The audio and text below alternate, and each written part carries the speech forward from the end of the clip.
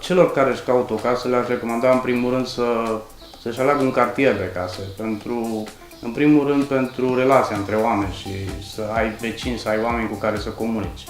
În al doilea rând, noi am ales cartierul Davilas din, să zicem, mai multe puncte de vedere. Unul și cel mai important a fost relația foarte bună cu administratorul firmei, care a fost mai mult decât înțelegător cu toate nevoile care le aveam la ora actuală.